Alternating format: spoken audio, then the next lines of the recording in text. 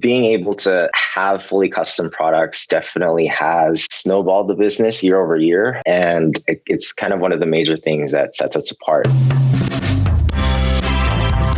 Hey, this is Michael Epstein. Hi everyone, this is Ozzy from BlueTuskr. This is Andy Lam from UpwardBaby. And you're listening to And you're listening to the E-Comm Show.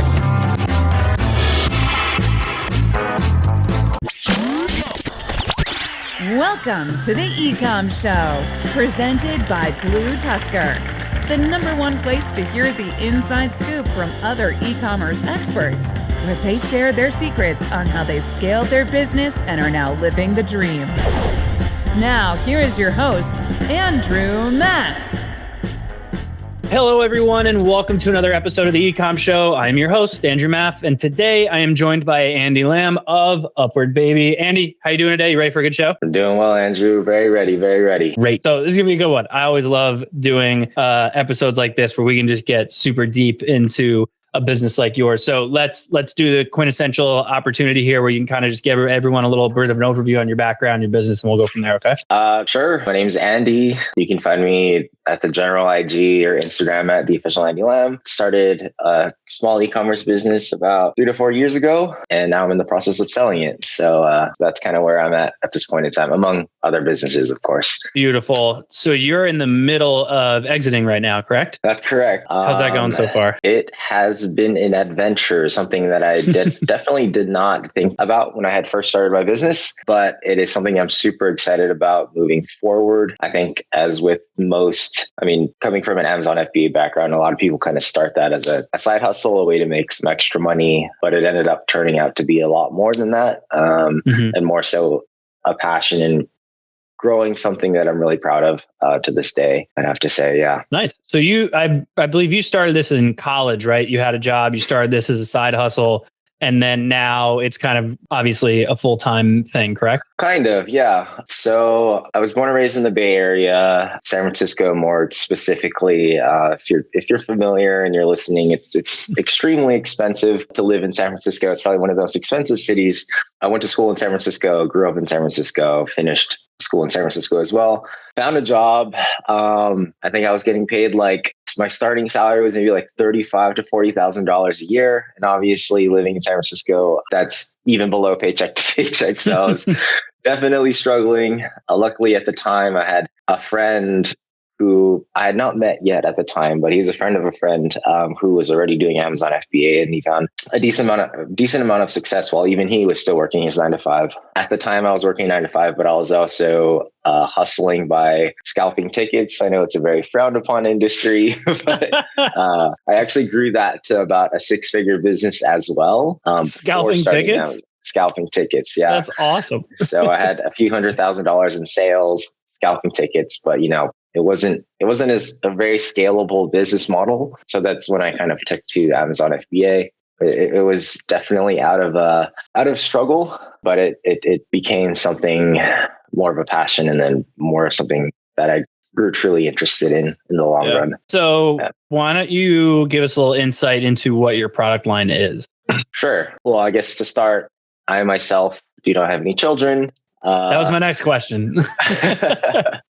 It's a common question just because it's how did you even get started in this niche, or how did you get into this product selection? But UpwardBaby is solely focused right now on baby-led weaning. So it's focused on those transitionary products that help kids start to self-feed. It's become more and more of a trend within the last year or two, where parents are skipping the feeding or helping their baby feed directly into babies feeding themselves. So a lot of the products that we focus on are products that make parents' lives easier, a lot mess-free products, a lot more ergonomic utensils, a lot more attractive utensils that help babies really want to hold on to the utensils to, try to mimic their parents when they're eating. And that's pretty much what the brand is about. A lot of suction products so that the babies aren't throwing their bowls around and throwing their plates around. A lot of these products have been around for a little bit, but there wasn't a lot of representation in the marketplace, especially on Amazon, we've been able to dive deeper into the lead weeding space, really study the market base, consumer base, and create products that were really made sense and that were very aesthetically pleasing. So things that parents actually wanted in their household, especially parents my age or a little older. Yeah, that's kind of how the UpwardBaby lead weeding line came about. And it's become one of the leading brands on Amazon. How exactly did you come across this product line? Like this is, if you don't have a child, it's kind of hard to stumble across an open market in the baby area. Yeah, no, that's a good question. Aside from the general market research that most Amazon FBA sellers do, I think in 2018, I was pre-pandemic. I was on a trip to China when the idea of Amazon FBA came about. I was like, might as well just kind of scope out some of the markets, see what products are out there, what seems interesting, and what may be of use in the US and of profit. So one of the first products that I did see was a food catching baby bib. Full silicone product, very lightweight, very easy to ship, probably very cheap to manufacture. That was my thought process at the time. But I think after spending some time at the markets, didn't really find much. So I decided to kind of scope out some manufacturers. Of course, everybody goes on sites like Alibaba. So that was the first thing that I did in looking for manufacturers for the product. So that ended up being the first product for UpwardBaby. Didn't turn out to be as profitable as I had thought, just because that was my first product going into Amazon. People had already been selling it at an even cheaper price point, and it ended up being more competitive than I had originally anticipated. But that was kind of the birth of UpwardBaby. I had already kind of built the social media and email and brand base around it. So I was like, babies are always going to be born. There's always going to be a demand for new baby products. And I just happened to stumble upon the growing niche of baby lead weaning. So we no longer sell that exact first product that I had first launched, but we do have a new variation of it that does very well in a feeding set. That's now one of UpwardBaby's top selling products. So yeah, that's kind of how UpwardBaby was born.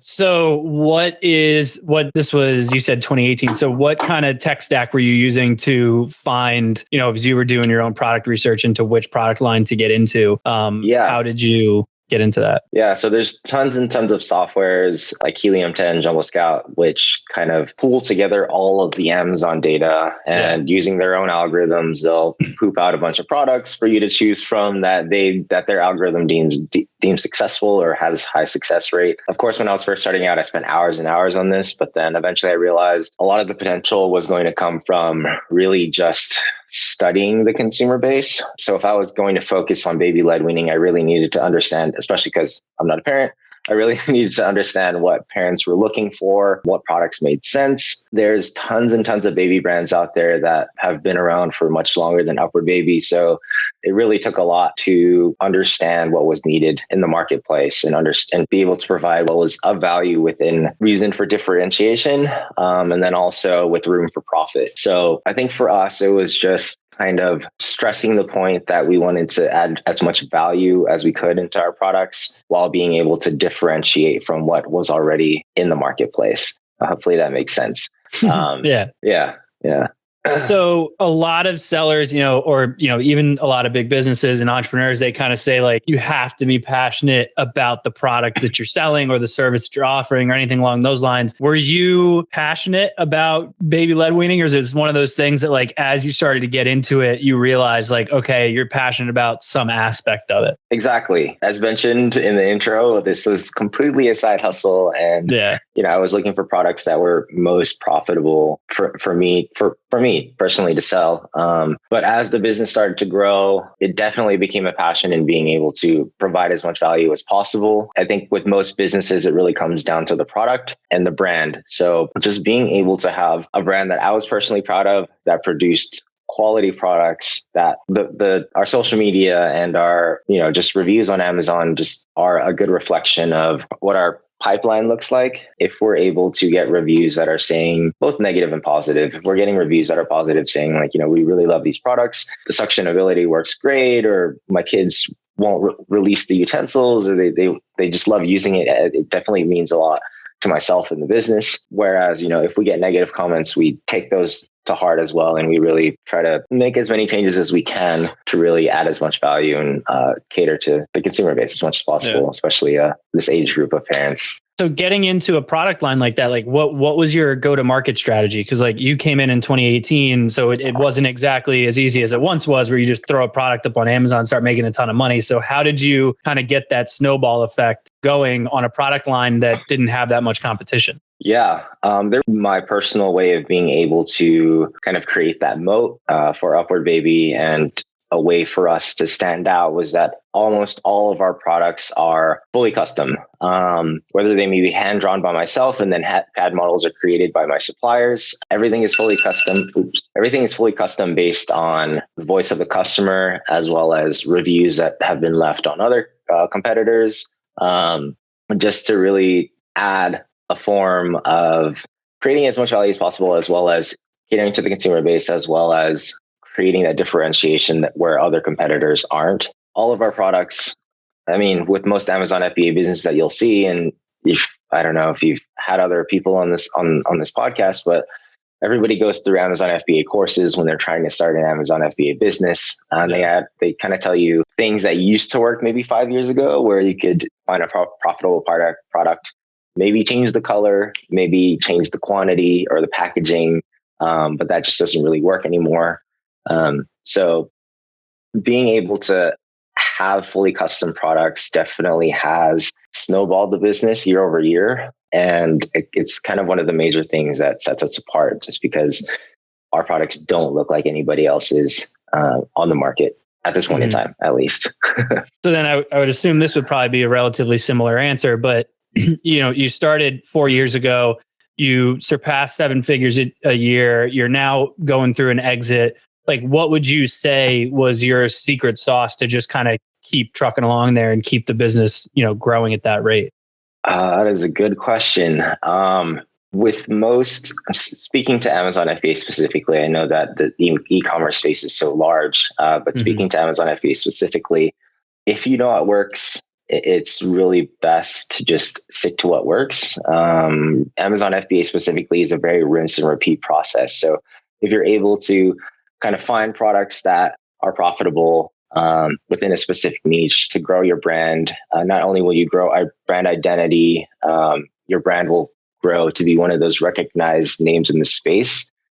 So with UpwardBaby's catalog continuously growing throughout the years, a lot of people have come to Amazon to look for baby-led weaning products from Amazon specifically. So staying within the niche is very important. And sorry, I'm losing track of the question again, but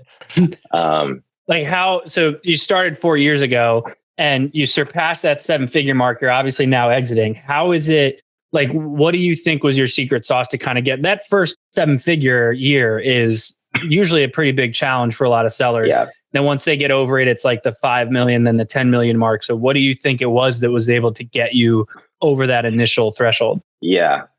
So, just to continue what I previously said, just expanding the product line within the niche, that's super important, while also being to provide as much value and differentiation in the market as possible.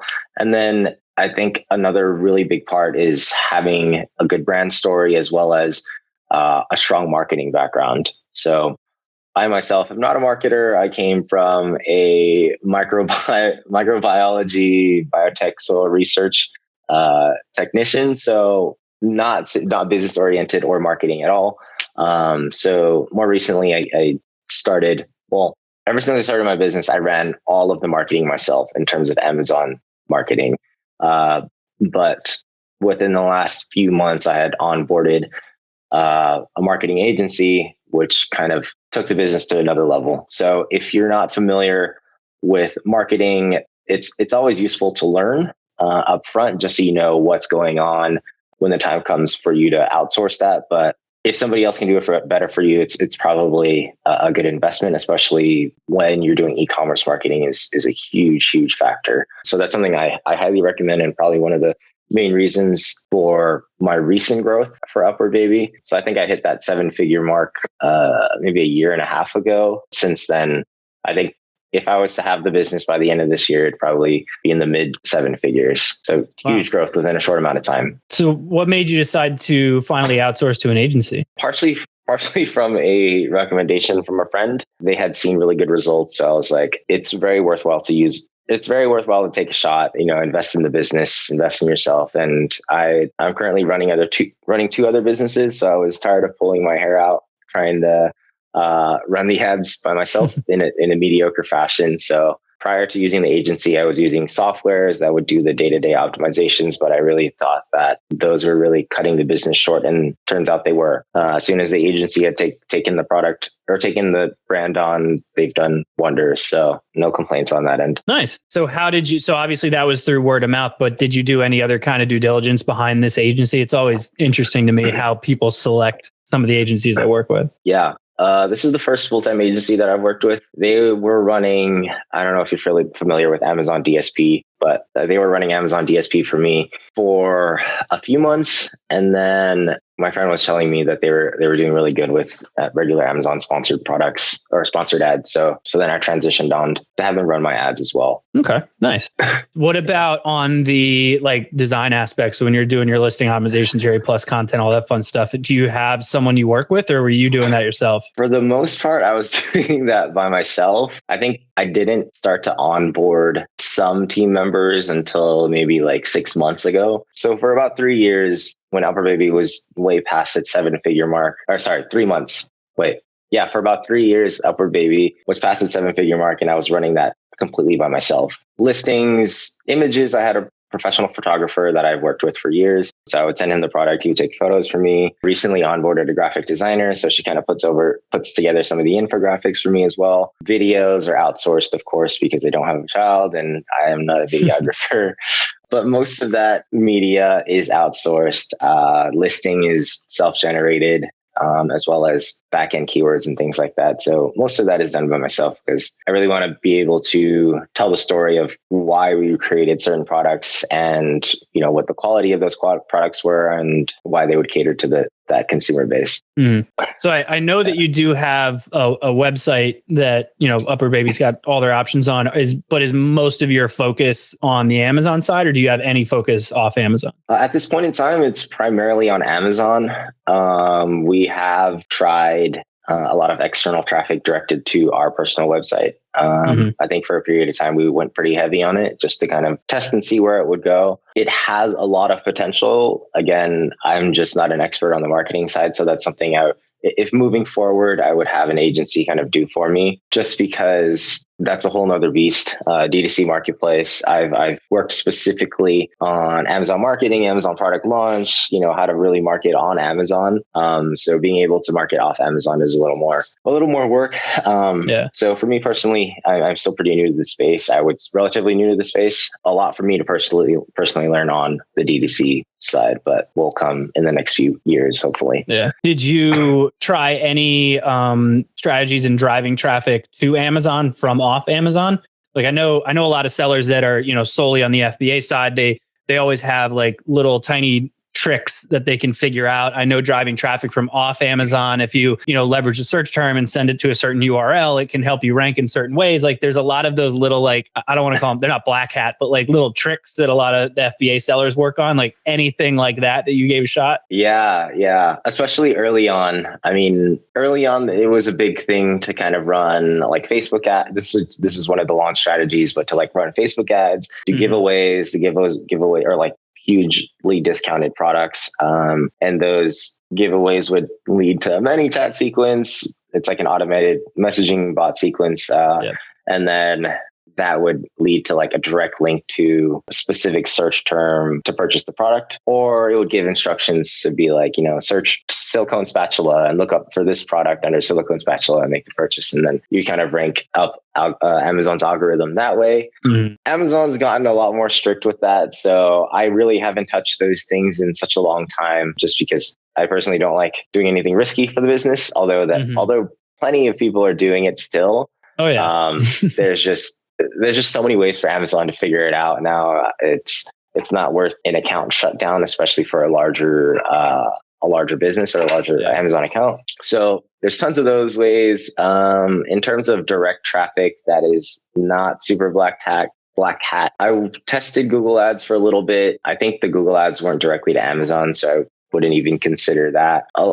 There was some like social media. We worked with some social media influencers, Instagram, TikTok. That worked better than expected. It's kind of hard, even with Amazon's attribution, to kind of check how those, just because Amazon attribution isn't quite where it needs to be yet, in my personal opinion, but it's hard to really check to see what's converting, but it does get your name out there. So then if you're willing to double down on just kind of building top of funnel traffic and just getting your name out there, I think it's really valuable to have influencers, micro influencers, either post your stuff, talk about your stuff. And sometimes it's free of charge or like in exchange for a product. So it's not a bad deal in most cases. Nice. So let's fast forward now to, I guess, today. So, because we've had plenty of sellers on the show, we've had several sellers that have exited. You're the first we've had on the show that's in the middle of an exit and going through that whole process. So what has that been like so far? Yeah. So starting the business, I had no idea that people wanted to buy e-commerce businesses. So it doesn't necessarily... Especially FBA ones. Exactly. So it wasn't always in the back of my mind. And it probably wasn't on my mind until within the last year. I started getting a lot of cold outreaches. Initially, I thought they were spam, but a lot of aggregators are starting to pop up. As you know, a lot of money is being thrown into the space. And I was getting a lot of calls and emails from companies that were looking to purchase UpwardBaby. And it wasn't really a serious consideration of mine until one of my friends had sold their business, I think for about like 17, after also about 3 years of building it by himself, which was really impressive. So it wasn't really a consideration until I started also creating other businesses. It's been quite the journey, and I was almost going to accept an offer, but I figured I was selling myself short if I had accepted one of those cold call offers. So I decided to reach out to my friend, and that's when he had recommended me over to the Fortia group, who I'm working with now. They're like a brokerage company. They kind of facilitate the entire process, and they help you with marketing and basically the A to Z of selling the business. This is the first business that I'm personally selling. So I didn't want to go into it blind, and I figured it would be a great opportunity to be able to work with a broker and the Fortia group. Or my friend had such good reviews of Fortia, so that's why I had gone with the Fortia group. And since working with them for a few months now, it's been very eye-opening, and they've been very helpful. So is that the same friend that told you about the agency? They're partners. So same business, yeah, I guess? Yeah, kind of, yeah. I mean, he had his own business. My other friend had his own business, but they recently just joined forces on a new brand that's doing very well as well. Nice. So what are the other two businesses that you started? The other one is another e-com. I'd probably say it's like 50% FBA, 50% DTC. It's going to be, it's actually this brand right here. It's going to be called Badium, but it's like a fishing apparel performance wear brand. That is, we currently have some products up right now. It's sold out pretty quickly. This is our second product launch. That's one of them. The other one is short-term rental, completely off e-commerce, but short-term rental brand that's called GoCrumbs. It's going to be an experiential rental Airbnb type business. So you're getting rid of one business and starting two new ones. Yeah, kind of. Hopefully not anymore. For a while I was running 3. So yeah.